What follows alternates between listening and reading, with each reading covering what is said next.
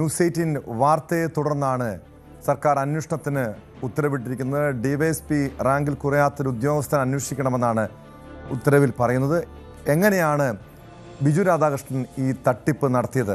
ആരൊക്കെയാണ് ഈ തട്ടിപ്പിന് പിന്നിലുള്ളത്? പല ഉന്നതർക്കും ഇതിൽ ബന്ധമുണ്ടോ? നേരത്തെ തന്നെ ഒരു പോലീസ് ഉദ്യോഗസ്ഥന്, ഒരു അഭിഭാഷകയ്ക്കൊക്കെ ഈ തട്ടിപ്പിൽ പങ്കുണ്ടെന്ന് സംബന്ധിച്ചുള്ള ചില സൂചനകൾ ലഭിച്ചിരുന്നു. എന്തായാലും അനീഷ് നടത്തിയ അന്വേഷണം അതിനെ തുടർന്നാണ്, ആ വാർത്തയെ തുടർന്നാണ് സർക്കാരിൻ്റെ ഭാഗത്തു നിന്നും ഇടപെടൽ ഉണ്ടായിരിക്കുന്നത്. എങ്ങനെയായിരുന്നു ബിജു രാധാകൃഷ്ണൻ തട്ടിപ്പ് നടത്തിയത്? ആളുകളെ എങ്ങനെയാണ് കബളിപ്പിക്കുന്നത് എന്ന് കാണാം അനീഷിൻ്റെ റിപ്പോർട്ടിലേക്ക്. UK-യിൽ നിന്നും മടങ്ങിയെത്തിയ ഉന്നതൻ, സഹോദരി ബാങ്ക് മാനേജർ, സഹോദരി ഭർത്താവ് ആദായ നികുതി വകുപ്പിലെ ഉന്നത ഉദ്യോഗസ്ഥൻ. ഈ വിലാസങ്ങൾക്ക് പിന്നിൽ മറഞ്ഞിരുന്ന കേരളം കണ്ട ഏറ്റവും വലിയ സാമ്പത്തിക തട്ടിപ്പ് കേസിലെ പ്രതിയെ ആരും തിരിച്ചറിഞ്ഞില്ല. സന്നദ്ധ സംഘടനകൾക്ക് CSR ഫണ്ട് നൽകാനെന്ന പേരിൽ കേരളത്തിലെ ഏറ്റവും വലിയ തട്ടിപ്പുകാരിൽ ഒരാളായ ബിജു രാധാകൃഷ്ണൻ നടത്തിയ തട്ടിപ്പിന്റെ ഞെട്ടിക്കുന്ന കഥകളാണ് ഞങ്ങൾ പുറത്തുവിടുന്നത്.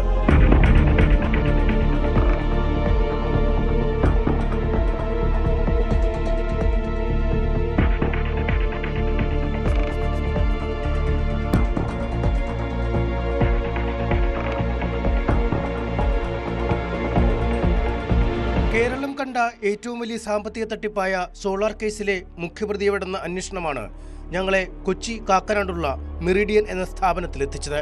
സന്നദ്ധ സ്ഥാപനങ്ങൾക്ക് വൻകിട കോർപ്പറേറ്റുകളിൽ നിന്നും സാമൂഹ്യ പ്രതിബദ്ധത ഫണ്ടെന്ന CSR തരപ്പെടുത്തി നൽകാമെന്ന പേരിൽ കോടികൾ തട്ടിയെടുക്കലാണ് ബിജുവിന്റെ പുതിയ ബിസിനസ്. വെറുമൊരു തട്ടിപ്പല്ല ബിജു രാധാകൃഷ്ണൻ നടത്തിയത്. രോഗികളുടെയും ആലംബഹീനരുടെയും കണ്ണീരൊപ്പുന്ന സന്നദ്ധ സംഘടനകളുടെ വിശ്വാസ്യതയാണ് മുതലെടുത്തത്. ബിജുവിന്റെ മോഹനസുന്ദര വാഗ്ദാനങ്ങളിൽ പലരും വീണുപോയി എന്നതാണ് വാസ്തവം. സോളാർ തട്ടിപ്പ് കാലത്തെ ഡോക്ടർ RB നായർ എന്ന പേരും യഥാർത്ഥ പേരായ ബിജു രാധാകൃഷ്ണനും മാറ്റി ബിജു ജോർജ്, ബിജു വർഗീസ്, ബിജു പൗലോസ് എന്നീ പേരുകളിലാണ് ബിജു ഇരകളെ വീഴ്ത്തുന്നത്. പേരിലെ മാറ്റം ഓഫീസിലുമുണ്ട്. ഓഫീസിൽ നിറഞ്ഞു നിൽക്കുന്നത് ക്രൈസ്തവ വിശ്വാസത്തിന്റെ ചിഹ്നങ്ങളുമാണ്. ഭാര്യയെ കൊന്ന കേസിൽ ജയിൽ ശിക്ഷ അനുഭവിച്ചിരുന്ന ബിജുവിനായി സുപ്രീം കോടതിയിൽ വാദിച്ച് കുറ്റവിമുക്തനാക്കിയ കൊച്ചിയിലെ വനിതാ അഭിഭാഷകയുടെ പേരിലുള്ള ആഡംബര കാറാണ് ബിജു ഉപയോഗിക്കുന്നത്. തിരുവനന്തപുരത്തെ ഒരു സന്നദ്ധ സംഘടനയ്ക്ക് 1000 കോടിയോളം ചെലവ് വരുന്ന ജൈവ കൃഷി പദ്ധതിയുമായി ബന്ധപ്പെട്ട CSR ഫണ്ടിനായാണ് ഞങ്ങൾ ട്രസ്റ്റ് ഭാരവാഹിയോടൊപ്പം ബിജുവിന്റെ ഓഫീസിലെത്തിയത്. ഏപ്രിൽ മാസത്തിനുള്ളിൽ 1500 കോടി രൂപ തരപ്പെടുത്തി നൽകാമെന്ന് ബിജുവിന്റെ ഉറപ്പ്. ലഭിക്കുന്ന പണത്തിന്റെ 60% തുക മാത്രം പദ്ധതിക്കായി ചെലവഴിച്ചാൽ മതിയാകും. ബാക്കി ട്രസ്റ്റിനും ഒരു വിഹിതം തനിക്കും. അന്നേരം ഞാൻ പറയുന്നത്, നിങ്ങൾ 1 കോടി രൂപ കിട്ടുന്നോ, 10 ലക്ഷം രൂപ നിങ്ങൾ മാറ്റിക്കോ, അല്ലെങ്കിൽ 15 ലക്ഷം രൂപ നിങ്ങളുടെ ആവശ്യത്തിന് വേണ്ടി മാറ്റിക്കോ, ബാക്കിയുള്ളത് ചെലവഴിച്ചാൽ മതി. നിങ്ങൾ ഒരു 60% ചെലവഴിച്ചാൽ മതി, ബാക്കിയുള്ളത് നിങ്ങൾ മാറ്റിക്കോ, ഞാൻ നോക്കിക്കോളാം. അതിനുള്ള ധൈര്യം എനിക്കുണ്ട്. പക്ഷെ അറിയാതെ പിന്നെ 60% കൂടെ മാറ്റരുത്. അത് മാത്രമേ നിങ്ങൾ ബാക്കിയുള്ള മാറ്റിക്കോ, മാറ്റിയിട്ട് നിങ്ങൾ ഭംഗിയായിട്ട് വർക്ക് ചെയ്യും.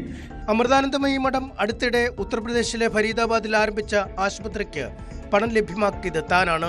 കേരളത്തിനകത്തും രാജ്യത്തെ വിവിധയിടങ്ങളിലുമായി 10ലധികം മെഡിക്കൽ കോളേജുകൾ തന്റെ ഫണ്ടിൽ സ്ഥാപിച്ചിട്ടുണ്ട്.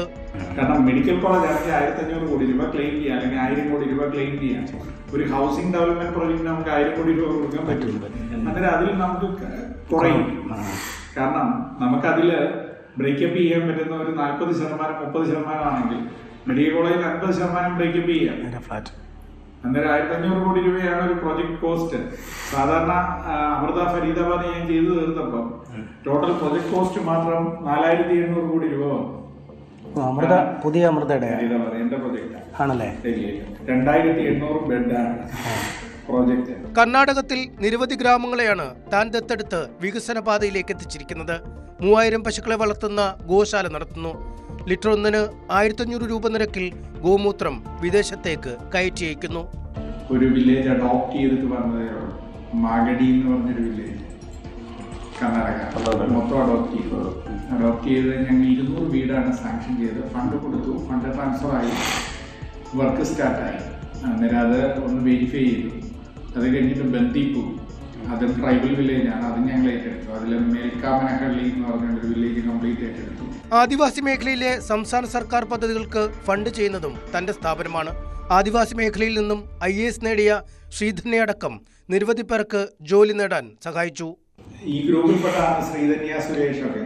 IAS ഞങ്ങളുടെ സ്റ്റുഡൻസാണ്, ഗോത്രകിരണത്തിന്റെ സ്റ്റുഡൻസാണ്. ശ്രീധന്യ സുരേഷ് IAS ഇവരൊക്കെ ഞങ്ങളുടെ പഠനം ഞങ്ങളുടെ പൈസ കൊണ്ട് പഠിച്ചു വന്ന ആൾക്കാരാണ്. അത് പറയുമ്പോൾ ഒരു അഭിമാനമാണ്. കാരണം എന്ന് പറഞ്ഞു കഴിഞ്ഞാൽ അത് ഭയങ്കര വാർത്തയായി മാറിയതല്ലേ? ഭയങ്കര വാർത്തയാണ്. ഇതൊക്കെ ഞങ്ങളുടെ ഗ്രൂപ്പിൽ നിന്നാണ്. കേരള ഗവൺമെന്റ് പദ്ധതിയായിരുന്നു ഗോത്രകിരണം. പക്ഷെ ഗവൺമെന്റിന് ഫണ്ടില്ല. അത് നടപ്പാക്കാൻ എക്സൈസ് ഡിപ്പാർട്ട്മെന്റിനെയും വിമുക്തിയെ അവരെ സോഷ്യൽ. പക്ഷെ ഇവിടെ ഫണ്ട് കൊടുക്കാനായിട്ട് ആളില്ല. അങ്ങനെ വന്നപ്പോഴാണ് ഞങ്ങൾ NHF ആണ് ഇപ്പൊ കൊടുത്തുകൊണ്ടിരിക്കുന്നത് എല്ലാവർക്കും. കേന്ദ്ര സർക്കാരും BJP നേതാക്കളുമായും അടുത്ത ബന്ധമാണെന്ന് ഇയാൾ അവകാശപ്പെടുന്നു. സംസ്ഥാന സർക്കാരിനെ കുറിച്ച് മതിപ്പില്ല. BJPയുമായിട്ട് ഏറ്റവും കൂടുതൽ കണക്റ്റഡ് ആയിട്ട് നിൽക്കുന്ന ഒരാളാണ് ഞാൻ. യോഗി ആദിത്യനാഥിന്റെ എല്ലാ പ്രൊജക്റ്റും ചെയ്യുന്ന നമ്മളാണ്. ഉത്തർപ്രദേശിലെ എല്ലാ പ്രൊജക്റ്റും നമ്മളാണ്. ട്രൈബൽ സെഗ്മെന്റ് കംപ്ലീറ്റ് നമ്മളാണ് ചെയ്യുന്നത്. കേന്ദ്ര ഗവൺമെന്റുമായിട്ടാണ് ഞങ്ങൾക്ക് കൂടുതൽ ബന്ധം. കേരള ഗവൺമെന്റുമായിട്ട് ബന്ധപ്പെട്ടിട്ട് വലിയ കാര്യമൊന്നുമില്ല. കാരണം അങ്ങോട്ട് കൊടുക്കണം, അങ്ങോട്ടേക്ക് കൊടുക്കണം എന്നല്ലാതെ ഇങ്ങോട്ടേക്കൊന്നുമില്ല. മറ്റേതെങ്ങനെയാന്ന് വെച്ച് കഴിഞ്ഞാൽ കേന്ദ്ര ഗവൺമെന്റ് ലാഭമുണ്ട്. ഒരു മെഡിക്കൽ കോളേജിന്റെ പ്രൊജക്ട് ചെയ്യണമെങ്കിൽ 1500 കോടി രൂപ മിനിമം വേണം തുടങ്ങണമെങ്കിൽ. അതായത് ഒരു ബെഡിന് 3 കോടി രൂപ എന്നുള്ളതാണ് കാൽക്കുലേഷൻ വരിക. അതായത് ഒരു മെഡിക്കൽ കോളേജ് വേണമെന്നുണ്ടെങ്കിൽ 500 ബെഡ് മിനിമം ഉള്ള സൂപ്പർ സ്പെഷ്യാലിറ്റി ഹോസ്പിറ്റൽ വേണം. 25 ഏക്കർ സ്ഥലം വേണം. അന്നേരം ഈ ഒരു ഫിഗറിൽ 1500 കോടി രൂപ വേണമെങ്കിൽ നമ്മൾ ഫോറിനിൽ നിന്ന് വെളിയിൽ നിന്ന് കൊണ്ടുവരുന്ന ഫണ്ട് 3000 കോടി രൂപയാണ്. അതിൽ 1500 കോടി രൂപ ഭരിക്കുന്ന കക്ഷിക്ക് പോകും, ഞങ്ങൾക്ക് കിട്ടും. അങ്ങനെയാണ്. ബാക്കിയുള്ള 1500 കോടി രൂപ മെഡിക്കൽ കോളേജ് ചെയ്യും. ലാഭമില്ലാതെ ആരെങ്കിലും ബിസിനസ് എന്ന് പറയേണ്ട കാര്യമില്ല. കൊല്ലം സ്വദേശിയായ ബിജു ആലപ്പുഴക്കാരനെന്നാണ് സ്വയം പരിചയപ്പെടുത്തുന്നത്. സോളാർ കേസിലും ഭാര്യയെ കൊന്ന കുറ്റത്തിനുമായി വർഷങ്ങളോളം ജയിലിലായിരുന്ന കുറ്റവാളി അവകാശപ്പെടുന്നത് താൻ 15 വർഷത്തെ UK ജീവിതം അവസാനിപ്പിച്ച് അടുത്തിടെയാണ് കേരളത്തിലേക്ക് മടങ്ങിയതെന്നാണ്. സഹോദരി ആലപ്പുഴ മുല്ലക്കൽ SBIയിലെ മാനേജരും സഹോദരി ഭർത്താവ് ആദായ നികുതി വകുപ്പിൽ ഉന്നത ഉദ്യോഗസ്ഥനുമാണ്. ഇപ്പം ഞാൻ UK-യിൽ 15 വർഷം ഞാൻ വർക്ക് ചെയ്തു. അത് കഴിഞ്ഞിട്ടാണ് ഞാൻ ഇങ്ങോട്ടേക്ക് വരുന്നത്. അന്നേരം ഇന്റർനാഷണൽ മാർക്കറ്റിൽ കിടന്ന് കളിച്ചത് കൊണ്ട് ഞാൻ ഈ NHF-ൽ തന്നെ UK-യിൽ CEO ആയിരുന്നു, മാഞ്ചസ്റ്റർ CEO ആയിരുന്നു.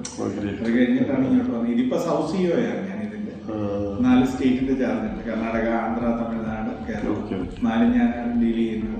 എന്റെ പേരുകളും ആലപ്പുഴയാണ്. കാരണം ചേച്ചിയൊക്കെ ആലപ്പുഴ, എന്റെ പെങ്ങളൊക്കെ ആലപ്പുഴ, മുല്ലയ്ക്കല്ല. ഇപ്പൊ അളിയന്റെ കാര്യമാണെങ്കിൽ എവിടൊക്കെ കറങ്ങിയാലും പുള്ളി കമ്മീഷണറാണ്, ഇൻകം ടാക്സിന്റെ കമ്മീഷണറാണ്. ഇപ്പൊ ആലപ്പുഴ, ഇപ്പൊ കൊച്ചിയിലേക്ക് വരിക കമ്മീഷണറാണ്. CIT ആണ്, കമ്മീഷണർ ഇൻകം ടാക്സ് ആണ്. ശ്രീകുമാർ എന്റെ ബ്രദറിലോ വന്നിട്ട് അങ്ങനെ ആലപ്പുഴ ഉണ്ടായി. പിന്നെ എന്റെ സിസ്റ്റർ അവിടെ SBIയിലായിരുന്നു, സ്റ്റേറ്റ് ബാങ്ക് ഓഫ് ഇന്ത്യ ആയിരുന്നു. അവിടെ മുല്ലക്കൽ ബ്രാഞ്ചിൽ തന്നെയായിരുന്നു. ഇപ്പൊ സീനിയർ മാനേജറാണ്. അന്നേരം ഈ ആലപ്പുഴ എന്ന് പറയുന്നത് നമ്മളായിട്ട് വളരെ അറ്റാച്ച്ഡ് ആയിട്ടുള്ള ഒരു സാധനമാണ്. കേരളത്തിന് പുറമെ തമിഴ്നാട്, ആന്ധ്രാപ്രദേശ്, കർണാടക, തമിഴ്നാട് എന്നിവിടങ്ങളിൽ നിന്നായി നിരവധി സംഘടനകളാണ് സ്ഥാപനത്തിലെത്തുന്നത്. പ്രോജക്റ്റ് തയ്യാറാക്കൽ എന്ന പേരിൽ 2.5 ലക്ഷം രൂപ ആദ്യം കൈവശപ്പെടുത്തും. ലഭിക്കാൻ പോകുന്ന CSR ഫണ്ടിന്റെ കമ്മീഷൻ എന്ന പേരിൽ പലപ്പോഴായി ലക്ഷങ്ങൾ സ്വന്തമാക്കിയാണ് ഇയാളുടെ പ്രവർത്തന രീതി. കർണാടകയിലെ മാഗടി വില്ലേജും മറ്റേ സുമംഗലി സേവാശ്രമം എന്ന് പറഞ്ഞുകൊണ്ട് വളരെ 1975-ൽ സ്ഥാപിതമായ NGO ആണ്. അവർക്ക് സ്കൂളും കോളേജും മെഡിക്കൽ സെന്ററും എല്ലാം ഉണ്ട്. അത് ഞങ്ങളുടെ അണ്ടറില്ല. കുറെ കാലം കൊണ്ട് ഞങ്ങളാണ് അത് ഹാൻഡിൽ ചെയ്യുന്നത്. കർണാടകയിലെ ഏറ്റവും വലിയ NGOസിൽ ഒന്നാണ് സുമംഗലി സേവാശ്രമം. അമ്മ തന്നെ മാതാജി എന്ന് ഒരു മാതാജി, KG സുശീലാമ്മ എന്ന് പറഞ്ഞ മാതാജിയാണ് അതിന്റെ ട്രസ്റ്റി. ദീമാപൂർ നമ്മളിപ്പോ പുതിയ പ്രൊജക്ട് അതിന്റെ ആളെ വിളിച്ചു, ഒരു മിനിസ്റ്റർക്ക് വേണ്ടിയാണ്. അവിടുത്തെ ഡെപ്യൂട്ടി ചീഫ് മിനിസ്റ്ററും ഹെൽത്ത് മിനിസ്റ്റർക്ക് വേണ്ടിയുള്ള ഒരു പ്രൊജക്റ്റാണ്. ഇപ്പൊ തന്നെ February 3-ന് അവസാനിക്കുന്ന ഒരു ഫണ്ടിങ് സ്കീമുണ്ട്. നിങ്ങൾ അപ്ലൈ ചെയ്യാൻ പറ്റുന്ന, ഞങ്ങൾ തൊഴിൽ തന്നെ ചെയ്യാം. ജർമ്മൻ എംബസിയുമായിട്ട് ഞങ്ങൾ സഹകരിച്ച് ഒരു DAP പ്രോഗ്രാം ചെയ്യുന്നുണ്ട്. സ്മോൾ ഫണ്ട്സ് അല്ലേ? അത്ര, അതായത് മാസം 5 ലക്ഷം വെച്ച് കൊടുത്തോണ്ടിരിക്കും 2 വർഷത്തേക്ക്. 5 ലക്ഷം വെച്ച്. നേരത്തെ ജർമ്മൻ എംബസിയൊക്കെ 2 lakhs മാത്രം കൊടുക്കുന്നുള്ളൂ. 5 lakhs ആയി. 5 lakhs വെച്ച് ഓരോ മാസം കൊടുക്കും. അത് DAP ആണ്. ഞങ്ങൾക്ക് കുറെ വർഷം മുന്നേ നെതർലാൻഡ് എംബസിയിൽ ഒരു ചെറിയ ഫണ്ട് കിട്ടിയിട്ടുണ്ട്. ആണോ? അല്ല, അത് കുറച്ച് കുഴപ്പമില്ലായിരുന്നു. ഒരിക്കലും 8 ലക്ഷം കിട്ടി, പിന്നെ 13 ലക്ഷം കിട്ടി. ആണോ? ബെനിഫിറ്റിയിൽ നിങ്ങളുണ്ടോ? ഇല്ല, ബെനിഫിറ്റിയിലൊക്കെ നമുക്ക് ഇവരെ ഇൻക്ലൂഡ് ചെയ്യാം. ബെനിഫിറ്റ് ആകുമ്പോൾ നിങ്ങൾക്ക് മാസം ആഴ്ച ഫണ്ട് കയറും. 2 ലക്ഷം 3 ലക്ഷം വെച്ച് കേൾക്കേണ്ടിയിരിക്കും. അതൊക്കെ ഞങ്ങളുടെ ഓർഗനൈസേഷനാണ്. തൃശൂർ ജില്ലയിലെ പ്രശസ്തരായ ഒരു വൈദികന് 1 കോടി രൂപയോളം നഷ്ടപ്പെട്ടതായാണ് വിവരം. വൃക്ക രോഗികൾക്കായുള്ള വൻകിട ഡയാലിസിസ് സെന്റർ നിർമ്മാണത്തിനായി ഫണ്ട് അനുവദിക്കാമെന്ന വ്യാജേനയായിരുന്നു തട്ടിപ്പ്. വിവിധ മതവിഭാഗങ്ങളിൽപ്പെട്ട സന്നദ്ധ സംഘടനകൾക്ക് ഇത്തരത്തിൽ 10 ലക്ഷം മുതൽ 1 കോടി രൂപ വരെയൊക്കെ നഷ്ടപ്പെട്ടിട്ടുണ്ട്. പദ്ധതിക്കായി സമീപിച്ചാൽ പല തവണകളിലായി കറൻസി നോട്ടുകളായാണ് പണം കൈപ്പറ്റുന്നത്. പണം വാങ്ങിയതിന് രസീതോ രേഖയോ നൽകാറുമില്ല.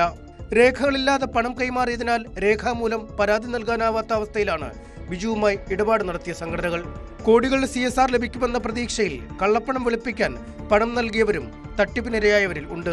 തട്ടിപ്പ് പുറത്തറിഞ്ഞാൽ സംഘടനയുടെ മുഖം നഷ്ടമാവുകയും ലഭിച്ചുവരുന്ന സഹായങ്ങൾ നിലയ്ക്കുമെന്ന ഭയത്താൽ തട്ടിപ്പിനിരയായത് പുറത്തു പറയാൻ മടിക്കുന്നവരും പണം നഷ്ടമായവരിൽ ഉണ്ട്.